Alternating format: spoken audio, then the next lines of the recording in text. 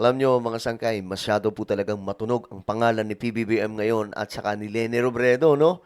At ngayon nga mga sangkay, usap-usapan na naman po yung pagdayo ni Leni Robredo sa Malacanang.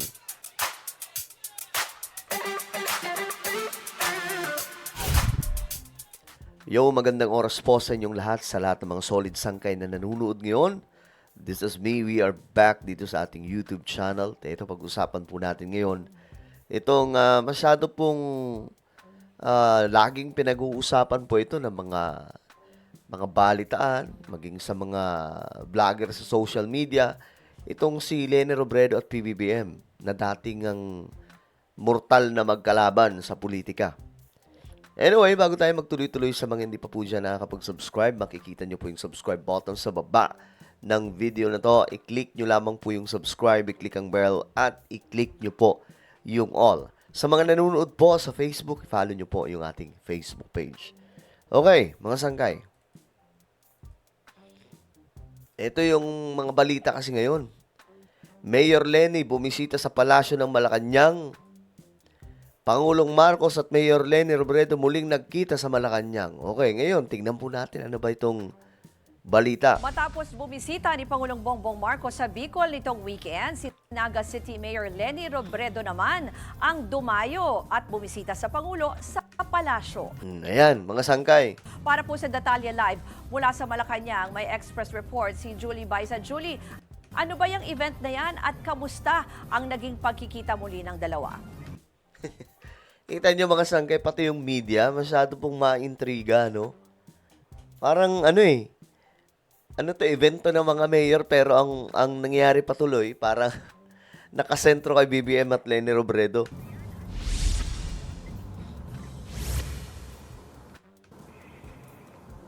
Ruth, muling nagsama sina Pangulong Bongbong Marcos at former Vice President at Naga City Mayor Leni Robredo dito sa Malacanang. Kasabayan ang pagdalo ni Mayor Leni sa pagtitipon ng mga local leaders sa palasyo.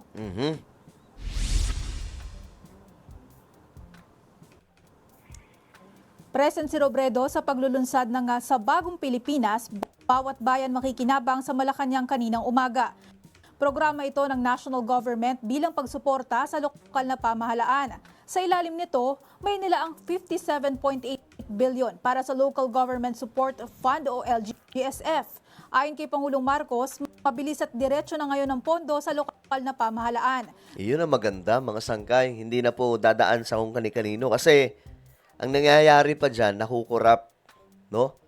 Ang nakakarating po sa mga, halimbawa, mayor, mayroon pong pondo dapat na para sa kanila, para sa malalaking programa at proyekto. Ang nangyayari tuloy, ginagatasan ng mga senador, kadalasan kongresista kasi pag mga probinsya, di ba?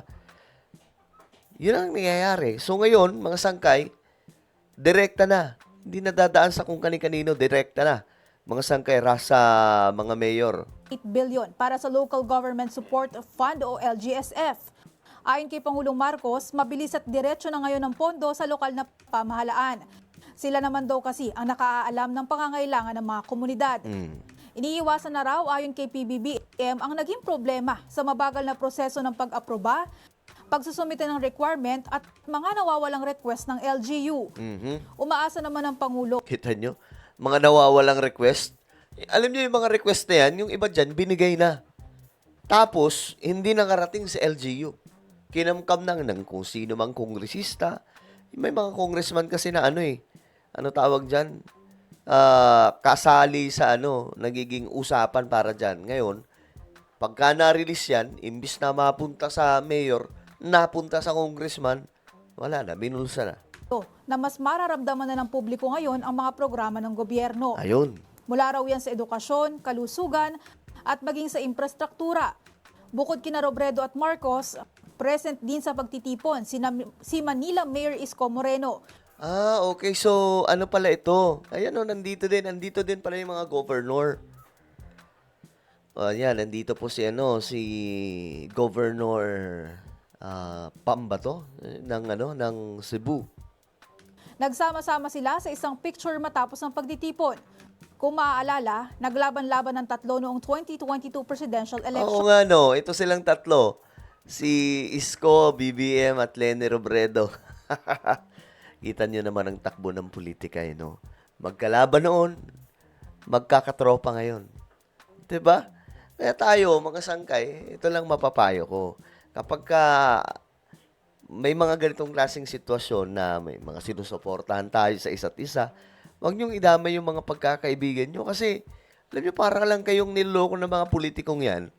Kasi kaaway sila noon, magkatropa ngayon, kayo na mga kaibigan mo, magkakamag-anak kayo. Forever nang hindi nagpansinan para kayong mga tanga noon.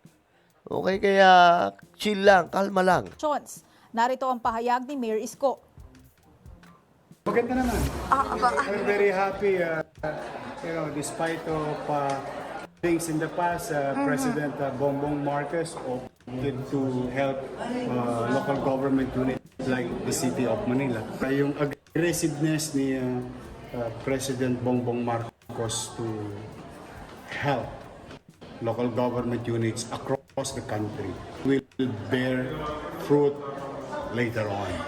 VP Sara announced her presidential bid and medyo matunog yung pangalan nyo and ni Mayor Lenny. Pabayaan nyo na ako dito sa Maynila.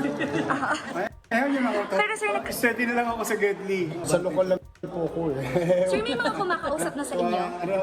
Tatakbo ako. Mayor. Ayan na mga sangkay. Ayaw talaga ni Isko Moreno na tumakbo no? Sa pagka-presidente. Kasi, alam nyo, malaki chance niya nung kung hindi siya tumakbo noong 2022, yung pakipot ba, tinapos niya muna yung termino niya bilang mayor doon sa Maynila. Pagka 2028, siguradong panalo to Mabigat na kalaban siya ni Sara Kaya nga lang mga sangkay, nataon na wala na Hindi na natin mababalik yung panahon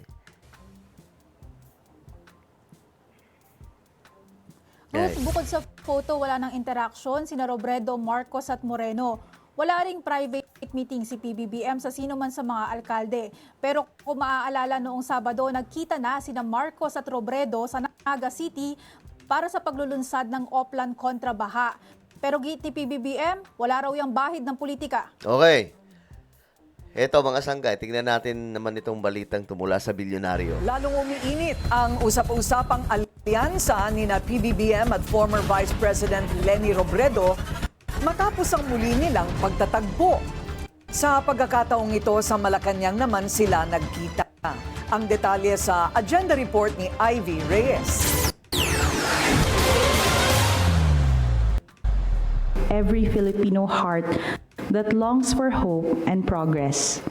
Bless this initiative with integrity, compassion, and true love for our people. A few days after the eyeball in Naga, muli nag-cruise ang landas ng dating presidential rivals na sina Pangulong Bongbong Marcos at Naga City Mayor Leni Robredo sa Malacanang. Sa launch ng Bawat Bayan Makikinabang program o ang distribusyon ng Local Government Support Fund o LGSF. Dumalo kasi ang mga mayor sa pagtitipon, kabilang si Robredo. Sa isang litratong nakuha ng Billionaire News Channel, spotted ang dating vice kasama si Pasig City Mayor Vico Soto at Executive Secretary Ralph Recto. Sa isa pang kuha, nag-post si Robredo kasama si PBBM at ilan pang Manila mayors, gaya ni Manila Mayor Isko Moreno at San Juan Mayor Francis Zamora.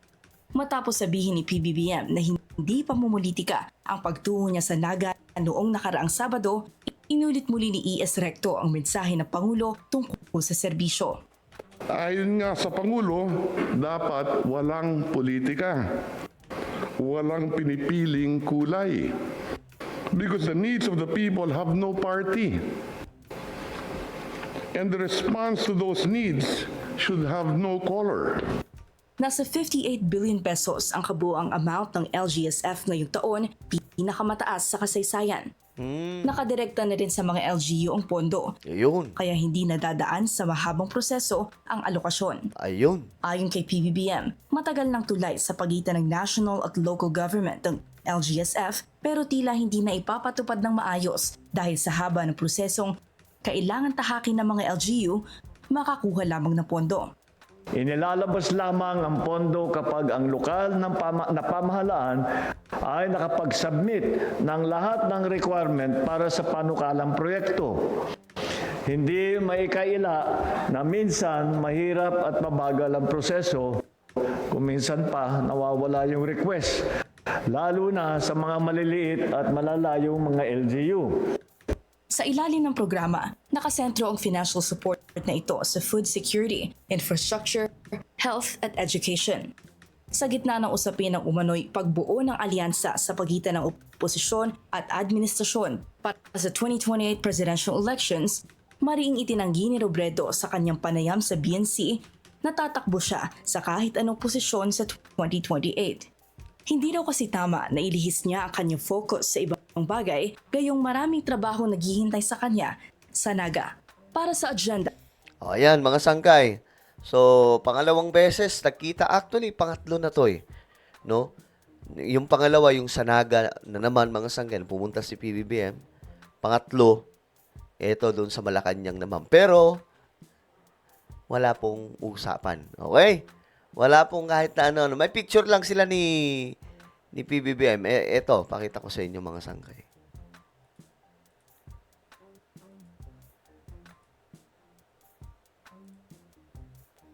May picture kasi sila ni PBBM, pero tamang ano lang. Asa na ba yun? Tamang picturean lang to eh. Ayan, yan. Ito.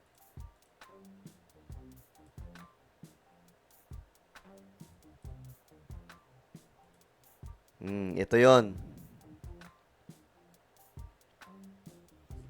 So, yan, mga sangkay. Pero marami sila dito, mga mayor. Ayan, o, diba?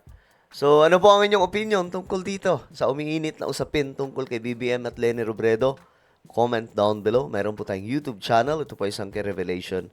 Hanapin nyo po ito ngayon sa YouTube. Kapag nakita nyo na, i-click nyo po yung subscribe, i-click ang bell, at i-click nyo po yung all. Ako na po ay magpapaalam. Mag-iingat pong lahat. God bless everyone.